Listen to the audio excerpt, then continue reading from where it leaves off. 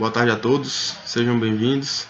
Vamos agora para a nossa aula de número 5 de Direito Empresarial, capítulo 5, Estabelecimento Empresarial.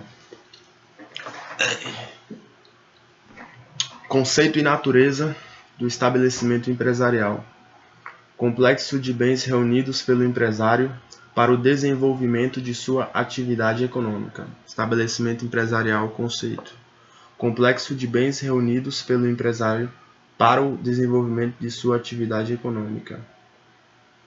Analogia, biblioteca. O conjunto tem valor superior às suas partes. Portanto, esse agregado de bens reunidos pelo empresário tem um valor maior do que cada bem considerado em si mesmo, porque eles reunidos, eles formam um conjunto que tem uma finalidade, né, que tem um valor agregado maior do que de cada bem tomado individualmente. Por exemplo, uma coleção de livros, né? Se você for vender cada volume de um livro individualmente, ele vai ter um valor inferior proporcionalmente do que uma coleção completa, né? Organização racional dos bens que importa em incremento do valor. Nomenclatura, aviamento, fundo de empresa, né? Então, essa organização racional dos bens, ela agrega valor ao conjunto, né? Isso tem o nome de fundo de empresa ou de aviamento. Só para verificar, vamos ver aqui o significado de aviamento, que agora me bateu uma dúvida.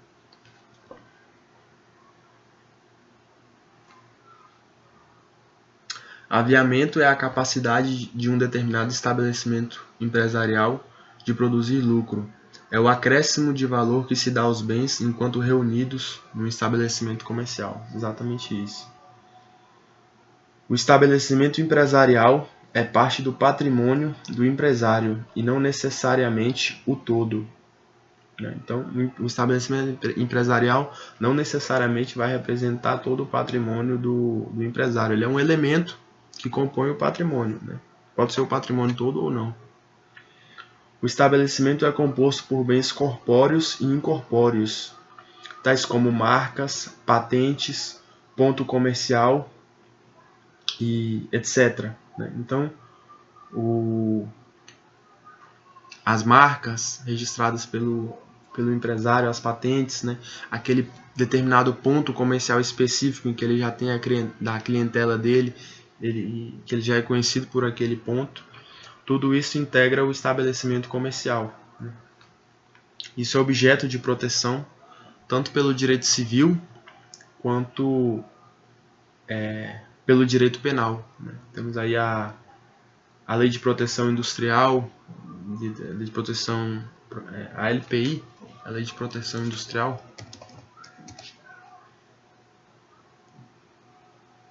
Acho que a lei de proteção a propriedade intelectual, é a lei de propriedade intelectual, perdão, LPI, lei de propriedade intelectual, a lei de locações e etc. Ponto 2. A alienação do estabelecimento empresarial. A alienação do estabelecimento empresarial é denominada trespasse, né? Como faz parte do patrimônio do empresário, é também garantia dos credores. Por isso, a lei exige a observância de duas formalidades. Quer dizer, o devedor responde pelas suas obrigações com todo o seu patrimônio. Então, a sociedade empresária, o empresário, responde pelas suas dívidas com todo o seu patrimônio. Como o estabelecimento empresarial é parte do patrimônio, ele é também garantia das dívidas do empresário. E, portanto, para que possa haver o trespasse de forma rígida, para que ele seja eficaz, devem ser observadas duas formalidades. Primeira, contrato escrito, arquivado na junta e publicado na imprensa oficial. Isso é um requisito de eficácia perante terceiros, que está disposto no artigo 1144 do Código Civil. Nós vamos ler agora.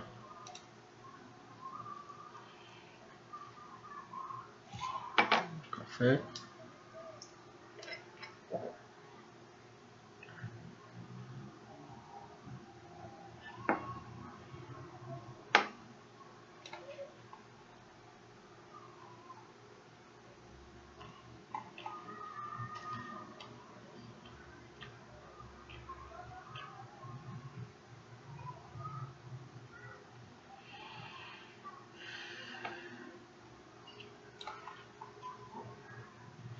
1144.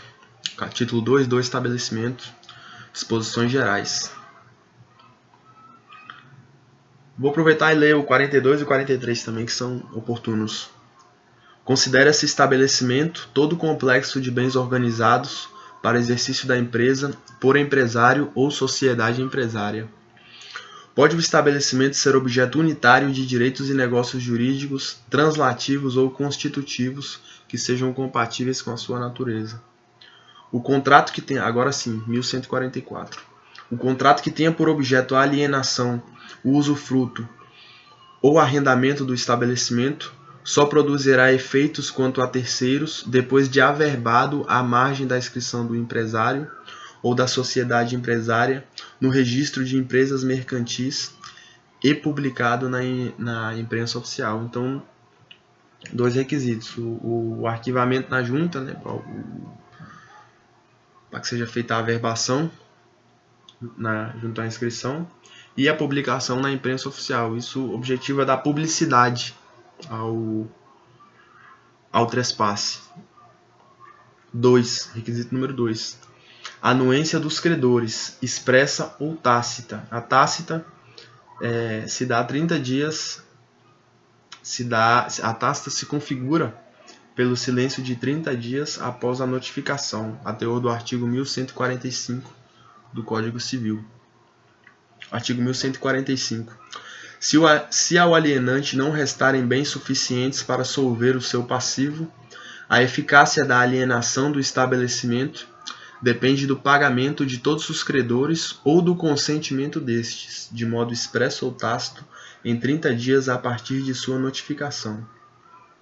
Então, quer dizer, se o empresário for se tornar insolvente em razão do trespasse, quer dizer, se alienado esse estabelecimento comercial, os débitos dele forem superiores aos créditos dele ou ao acervo patrimonial dele ou aos ativos dele, isso configura uma situação de insolvência.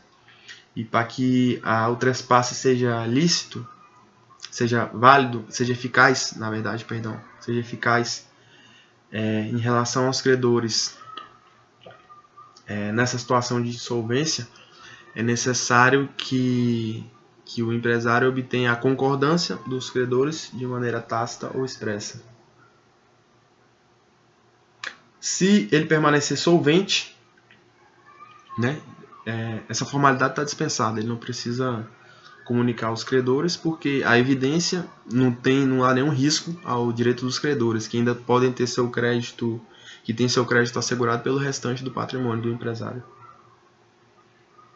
A inobservância dessa formalidade, desse pedido dessa notificação, na verdade, aos credores, pode acarretar a falência do empresário, até o da lei de falência do artigo 94. Vamos olhar agora.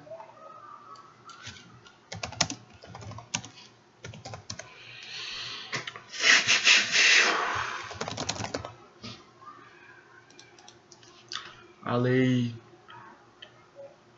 11.101, que é a lei de recuperação judicial e falência. Artigo 94. 94, inciso 3, a linha C. Será decretada a falência do devedor que pratica qualquer dos seguintes atos, exceto se fizer parte de plano de recuperação judicial: transfere estabelecimento a terceiro, credor ou não, sem o consentimento de todos os credores e sem ficar com bens suficientes para solver seu passivo. Beleza. É um ato de falência, portanto.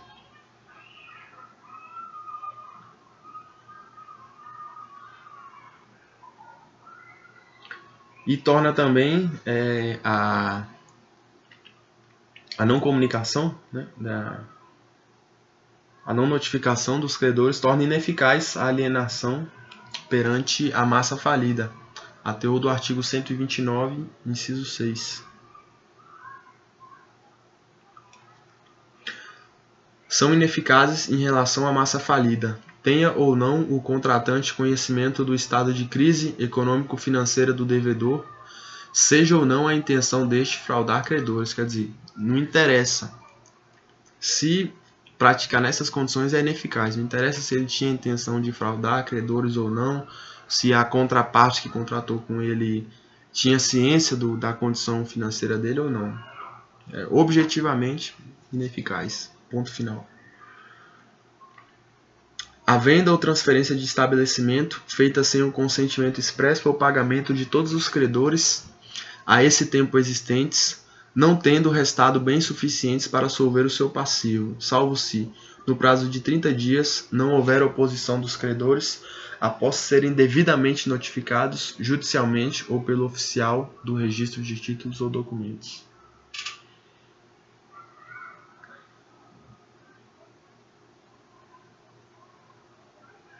Beleza. Voltando agora à questão da alienação do estabelecimento empresarial, do trespasse.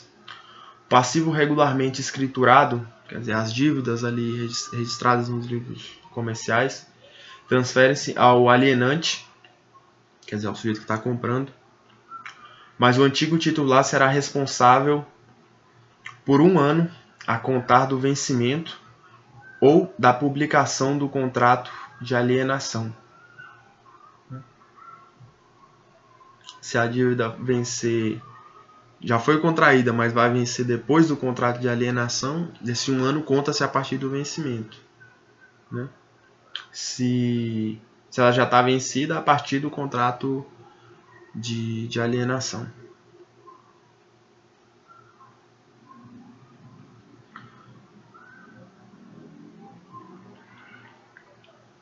A cláusula de não transferência do passivo não é oponível a terceiros. Então não adianta ele convencionar. Ele pode convencionar com a pessoa que está comprando um estabelecimento comercial, quer dizer, com o alienante. Olha, você vai ser responsável por tudo, tá? Eu não quero saber mais disso. Você responde por todos os débitos aqui e isso já está embutido aqui no valor do nosso negócio.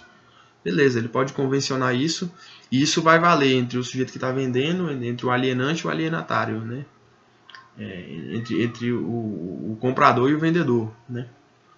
Mas isso não vai ser oponível aos credores, né? Os credores podem se valer dessa disposição de ordem pública do Código Civil que determina a responsabilidade do antigo titular por 1 ano a contar do vencimento ou publicação do contrato de alienação. Vencimento da obrigação ou publicação do contrato de alienação. Imunidade dos contratos de trabalho a mudanças de propriedade ou estrutura jurídica da empresa. Quer dizer, está no artigo 448 da CLT. Para os trabalhadores, essa mudança é indiferente, não vai repercutir em nada no que toca às obrigações jurídicas. Vamos ver a dicção literal aqui do artigo 448.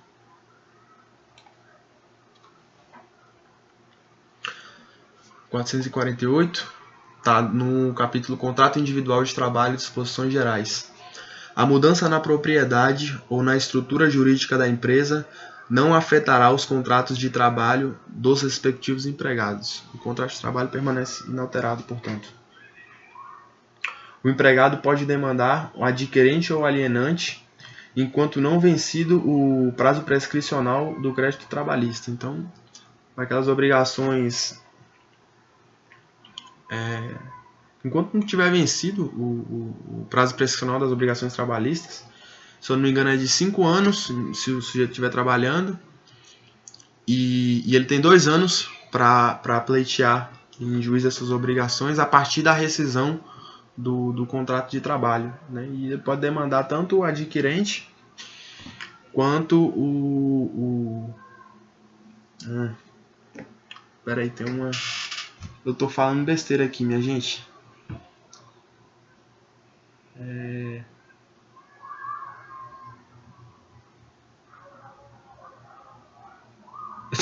Eu tô usando o termo alienante como se fosse o cara que vende. Alienante é o cara que eu tô usando alienante como se fosse o cara que compra, né? O alienante é o cara que vende e o adquirente é o que compra. Então, esse vídeo aí já cagou. Vamos em frente.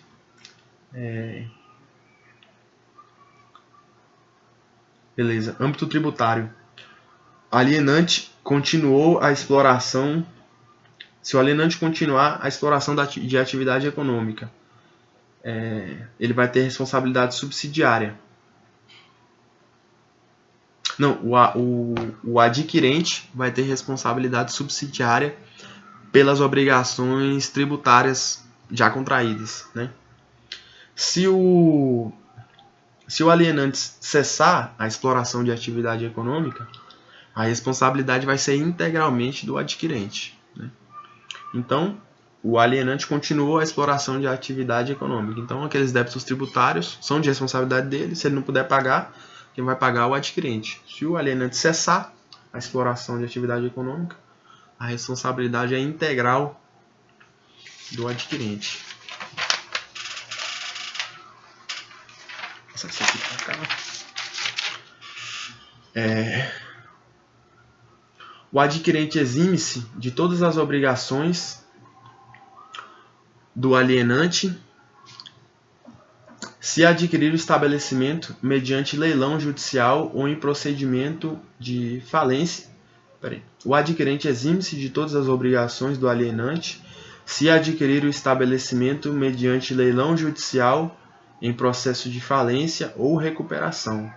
Lei de falência, artigo 60, parágrafo único. Dá uma olhada.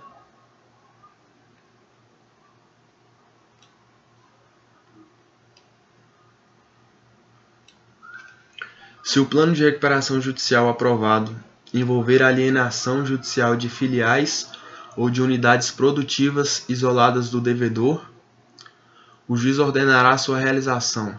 Observado o artigo 142, Parágrafo único.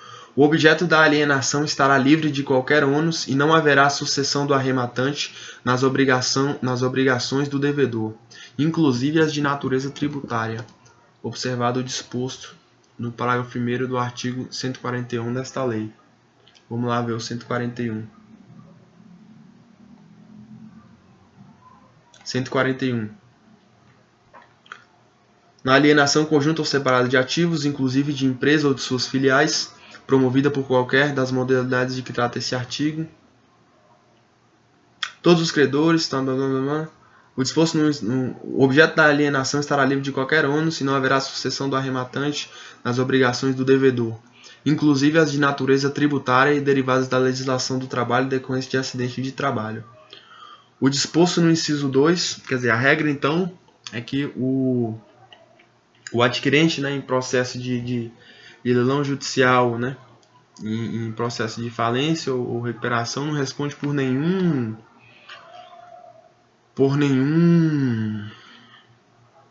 dos débitos, né, do alienante. A ressalva é o seguinte: se o arrematante, quer dizer, se o cara que vai adquirir o estabelecimento for sócio da sociedade falida ou sócio de sociedade controlada pelo falido, for parente em linha reta ou colateral até o 4º grau, consanguíneo ou afim do falido ou de sócio da sociedade falida, se for identificado como agente do falido com o objetivo de fraudar a sucessão. Então, sempre que tem uma mutreta, né? Se tiver uma mutreta, o cara responde pelos débitos. Quer dizer, se for um parente, né? Se for o cara já era sócio da sociedade e está adquirindo, quer dizer, foi um dos responsáveis pela falência e ao mesmo tempo está adquirindo, né? Então ele não vai se ver livre do débito. Se for um parente que tem uma presunção muito grande de haver uma fraude, ou se o cara foi identificado como um laranja mesmo do falido, né? Cláusula de não restabelecimento, 5 anos. Quer dizer, em regra o cara vai ficar 5 anos sem poder fazer concorrência pro camarada que comprou o estabelecimento comercial. Ponto 3. Proteção ao ponto. Locação empresarial. Elemento integrante do estabelecimento comercial.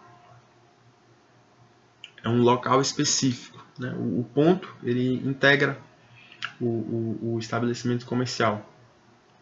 Ele é um local específico, pode ser próprio, né, de propriedade do empresário, e aí se aplicam as normas gerais relativas à propriedade, ou ele pode ser alheio, quer dizer, o empresário loca aquele espaço E aí incidem as regras de locação empresarial, que conferem uma proteção jurídica específica em razão do valor agregado à locação. Quer dizer, é a mesma coisa de uma locação residencial, você muda de um apartamento para o outro, né?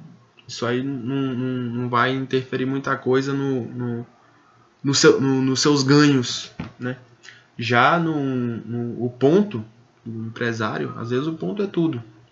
O cara tem um bom ponto ali de venda, toda a clientela dele já conhece, é um local, vamos supor, em frente a uma faculdade, em frente a uma repartição pública, é um local já onde tem um nicho específico daquela área. Então o ponto vai repercutir substancialmente na atividade empresarial, né? Por isso ele tem uma proteção jurídica específica, que confere inclusive o direito à renovação compulsória do contrato de locação. Vamos dar uma olhada aqui na lei de locações.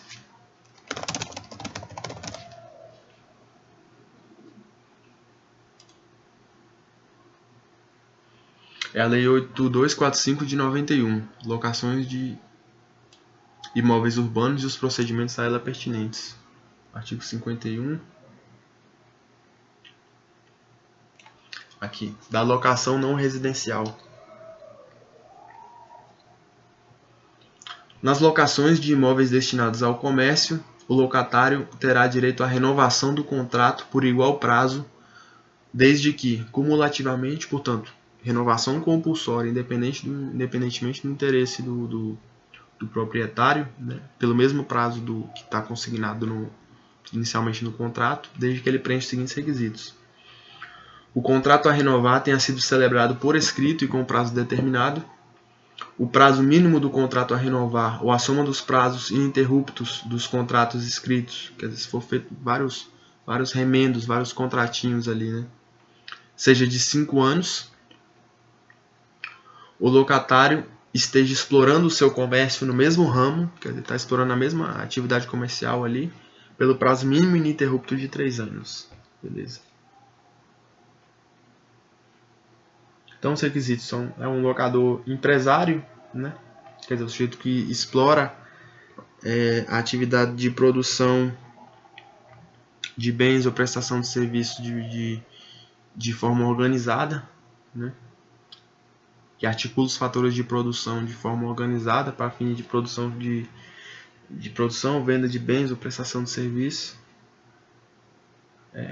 Os profissionais liberais, as associações sem fins lucrativos não estão dentro disso aqui não, porque o caput aqui é expresso, né? Imóveis destinados ao comércio, leia-se atividade empresarial. Locação acordada por no mínimo 5 anos, ainda que seja mediante uns contratozinhos, né, sucessivos. O locatário deve estar explorando o mesmo ramo há no mínimo 3 anos ininterruptamente, né? Porque esse é um tempo mais ou menos de criação do valor do ponto, né? Para a clientela já saber, ó, aquele estabelecimento fica em tal local e etc, né? Para a criação do valor do ponto, né? No mínimo 3 anos. Tutela de garantia de inerência do ponto. Significa a tutela do interesse do empresário de continuar ali estabelecido, né? Ação renovatória. Artigo 51, parágrafo 5º. O direito à renovação decai. Do direito à renovação decai aquele que não propuser a ação no interregno de 1 ano, no máximo, até 6 meses, no mínimo, anteriores à data de finalização do prazo do contrato em vigor. Então, está faltando 1 ano para acabar o contrato, você pode já ajuizar a ação de renovação compulsória até o prazo de 6 meses para encerrar o contrato, né? Se tiver faltando menos de 6 meses para acabar o contrato, seu direito já decaiu. Um abraço.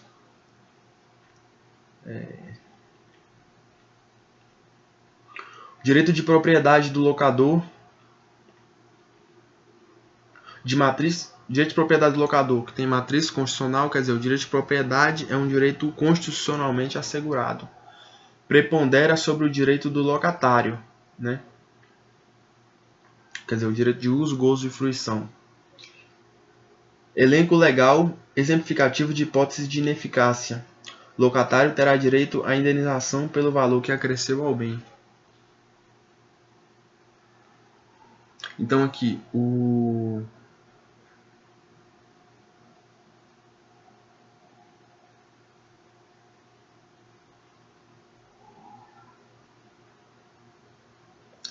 artigo 52 estabelece: o locador não estará obrigado a renovar o contrato se, por determinação do poder público, tiver que realizar no imóvel obras que importem sua radical transformação, modificação de natureza ou para fazer modificação de tal natureza que aumente o valor do negócio ou da propriedade. O imóvel vier a ser utilizado por ele próprio ou para a transferência de fundo de comércio existente há mais de um ano, sendo detentor da maioria do capital o locador, seu cônjuge ascendente ou descendente. Aqui rapidão. Bom, retomando. O princípio que autoriza, na verdade, a prevalência da vontade do locador sobre a vontade do locatário, né, e portanto que mitiga a força da norma que determina a renovação compulsória do contrato empresarial, é justamente o direito de propriedade do empresário, que é erigido ao patamar de direito fundamental pelo Constituinte. Portanto, se houver um interesse contraposto do proprietário, vai prevalecer o direito do proprietário e não o direito de renovação compulsória do locatário.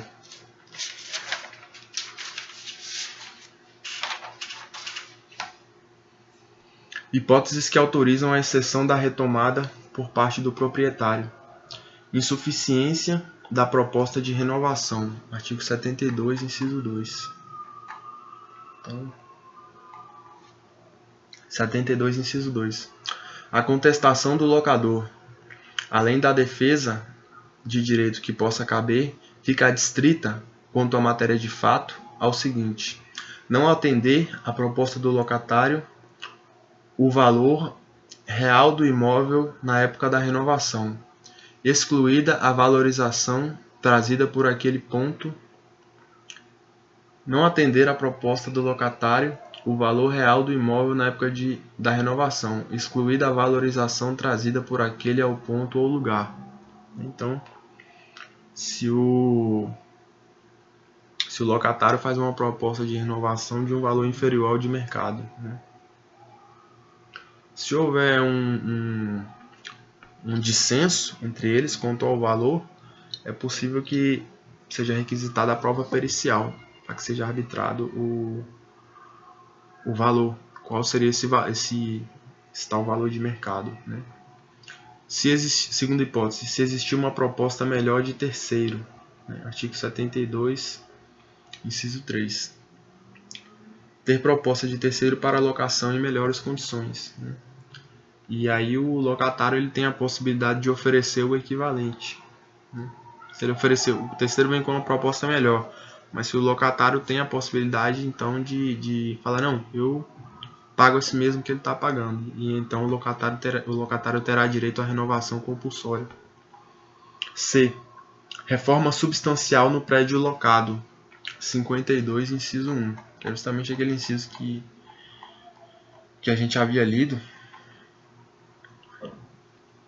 que quando por determinação do poder público, o proprietário tiver que realizar obras no imóvel que importem na sua radical transformação, ou se ele quiser ou tiver que fazer mudanças de tal natureza que aumente o valor do negócio ou da propriedade. Quer dizer, não, eu tenho um determinado estabelecimento aqui, mas eu quero valorizar minha propriedade, eu quero fazer uma reforma aqui, quero botar um segundo andar, quero ampliar isso aqui, eu quero modificar a estrutura. E em face disso, a esse direito do proprietário, o direito à renovação compulsória do locatário cede passo, né? E a razão de ser disso é o direito constitucional de propriedade do proprietário, né? Nesse caso, né, será devida a indenização se o início das obras, né, por exemplo, ele fala, beleza, vou sair então, porque é uma hipótese legal e você tem direito a fazer essas modificações. No entanto, se essas modificações não se iniciarem em 3 meses, o locatário vai ter direito a uma indenização. É o que diz aqui o parágrafo 3º. O locatário terá direito à indenização para ressarcimento dos prejuízos e dos lucros cessantes que tiver que arcar com mudança, perda do lugar e desvalorização de fundo de comércio, se a renovação não ocorrer em razão de proposta de terceiro em melhores condições, ou se o locador, no prazo de 3 meses da entrega do imóvel, não der o destino alegado ou não iniciar as obras determinadas pelo poder público ou que declarou pretender realizar. Então, 3 meses não iniciou as obras, vai pagar os custos ali de desmobilização e os lucros cessantes.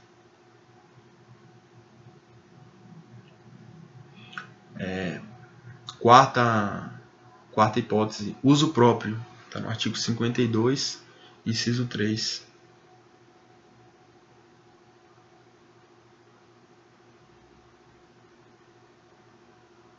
Não, 52, inciso 2, perdão. O imóvel vier a ser utilizado por ele próprio ou para transferência de fundo de comércio existente há mais de um ano, sendo o detentor da maioria do capital o locador, o cônjuge, seu ascendente ou descendente.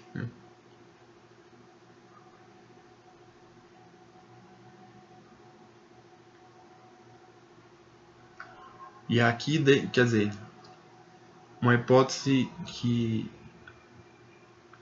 vai obstar, né,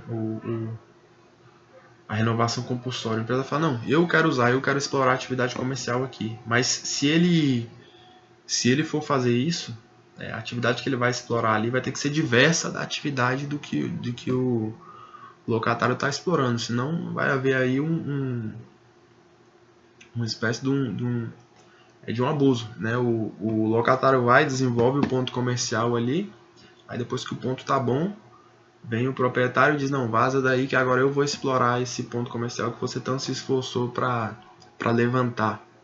Né? E, no entanto, vai ser admitida a exploração do mesmo ramo de atividade comercial se tratar de propriedade do próprio, de bem do próprio, quer dizer, de empresa, de sociedade empresária em que o proprietário seja sócio. Então ele já explorava essa atividade comercial e ele fala, pô, o local que eu estou explorando aqui, eu vou ter que sair ou tá ruim e eu quero usar a minha própria propriedade para explorar a minha atividade comercial. E nesse caso, se ele já atuar nesse ramo comercial há mais de um ano, ele pode trazer, mesmo que seja o mesmo do locatário. 4. Shopping center. Atividade peculiar, empresário dono de shopping center. Quer dizer, não é propriamente a loja do shopping center, é o cara que explora o ramo shopping center. Ele é dono de um shopping center, ele organiza ali a distribuição da oferta de produtos e serviços nesse complexo. Né? É um trabalho de articulação das demandas de consumo. Ele fala, bom, eu tenho aqui esse estabelecimento, esse shopping, eu tenho que ter aqui determinados empresários aqui que exploram a atividade de alimentação aqui para que haja uma praça de alimentação. Tem que ter determinados empresários que explorem um ramo de moda de determinado nicho, ou um ramo aqui de aparelhos eletrônicos, etc, etc. E ele articula isso aí para valorizar o conjunto, né, o shopping. Né? E aí há uma discussão a respeito do direito de inerência, né, que é esse direito do empresário permanecer no local, de renovar compulsoriamente o aluguel. Porque pode haver um desinteresse do empreendedor do shopping, né, do dono do shopping, em ter esse, por exemplo, ele tem ali várias lojas da moda e tal, por exemplo, o shopping Iguatemi. Aqui é um shopping de loja de alto padrão e tal. E vamos supor que por algum motivo tenha lá um comerciante de uma fase anterior que explore uma loja que não tem nada a ver com o nicho daquele shopping, ou mesmo que seja uma loja daquele nicho, mas que seja uma loja decadente ali, que contribui para a desvalorização do todo, né? Então, nesse caso, o direito de inerência não prevaleceria justamente em razão do direito constitucional de propriedade do dono do shopping, do empreendedor do shopping, né, que quer extrair o máximo daquilo ali. E ele fala aqui que o empreendedor do shopping center organiza um tenant mix, né? Vamos ver o que significa isso. Tenant mix. Tenant Mix, plano de distribuição dos tipos e tamanhos de lojas pelo shopping center, de modo a gerenciar a conveniência lucrativa para os lojistas e para os empreendedores do shopping center. Então, o shopping é essa articulação complexa em que cada um estabelecimento repercute ali no lucro do outro e no lucro do dono do shopping center, né?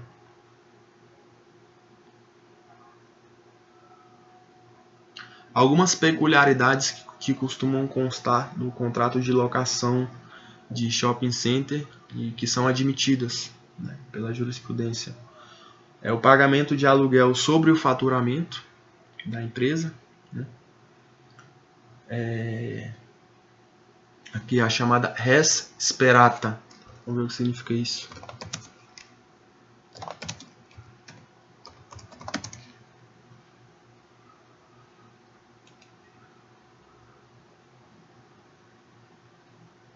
Res sperata vem do latim e significa coisa esperada. A jurisprudência tem conceituado a res sperata como sendo a remuneração paga pelo lojista em face da concessão de parcela do fundo do comércio pertencente ao empreendedor.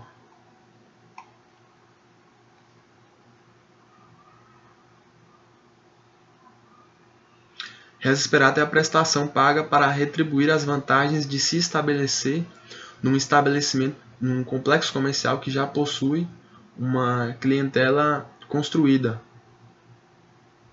O consumidor, por certo, muitas vezes procura o shopping center não especificamente por um dos seus lojistas, e sim pelo shopping em si mesmo, né? Fala, eu vou ao shopping, vou passear no shopping, porque eu gosto daquele shopping, né? E por estar passeando ali, é o shopping que atrai a clientela, que pode atrair a clientela e não a loja em específico, né? E por esse fato, quer dizer, pelo shopping em si mesmo atrair a clientela, independentemente do valor do valor intrínseco ali da loja, o lojista paga ao shopping center esse valor a mais, que é chamada res sperata, que é o valor por já ter a clientela, né, por receber a clientela do shopping. Outro encargo comum costuma ser a filiação à associação de lojistas para o suporte das despesas comuns, do interesse de todos, né? Por exemplo, a propaganda de fim de ano do shopping center e etc, né? São algumas peculiaridades do contrato de locação de shopping center que são admitidas. Ponto 5. Proteção ao título do estabelecimento. O título do estabelecimento é diferente do nome empresarial, né? O nome empresarial identifica o sujeito de direito empresário, né? E o título de estabelecimento também é diferente da marca, né? Que a marca é a identidade do produto, né? O nome do estabelecimento é como se fosse o nome da pessoa. O nome empresarial, perdão, é como se fosse o nome da pessoa, né? Antônio, Maria, José, João, né? Identifica o sujeito de direito, né? E a marca identifica o produto, né? Por exemplo, aqui sei lá, o tênis tal, né? É a marca, né? Tá. O título do estabelecimento seria, grosso modo, o nome da loja ali, na verdade, né? E vamos dizer, o nome da loja, o título do estabelecimento, ele goza de uma proteção autônoma que se situa no âmbito da concorrência desleal, no âmbito aqui da lei de propriedade intelectual.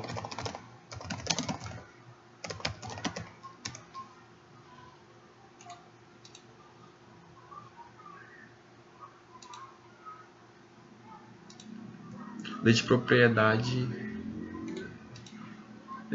intelectual ou lei de propriedade industrial? Vou dar uma olhada aqui. Perdão, meus caros, é lei de propriedade industrial. Artigo 195.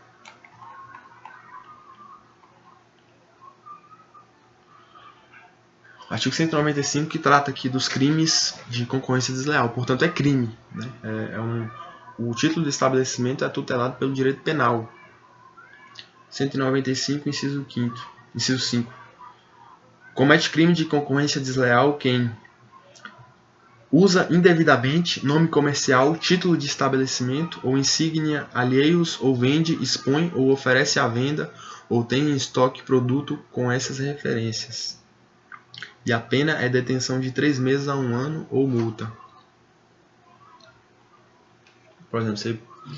beleza, vou abrir uma lanchonete aqui. Qual o nome? Girafas. Né? Não, já tem uma lanchonete que se chama Girafas. Né? Ainda que, vamos supor, o nome empresarial de Girafas seja, sei lá, Lanches Aroeira LTDA. E aí o nome fantasia ali é Girafas e o título do estabelecimento é Girafas, né? Por exemplo, a lanchonete Skies, o nome dela, o nome empresarial dela é Céu Azul, acho que é Céu Azul LTDA. Sempre vejo na nota fiscal. Mas se alguém abrir uma lanchonete com o nome Skies, vai estar incorrendo no crime aqui de concorrência desleal, por usar o nome do título por usar o título do estabelecimento, de um estabelecimento que já existe, né? Comércio eletrônico. Tem 3 siglas aqui. Business to business. É o comércio entre empresários, né? E aí vai ser regido pelo direito comercial. Business to consumer. Empresário, relação empresário-consumidor. E aí incidem as regras de direito consumidor. C2C, né? C2C, consumer to consumer, consumidor para consumidor. E aí, via de regra, vão ser as normas de direito civil, propriamente dito.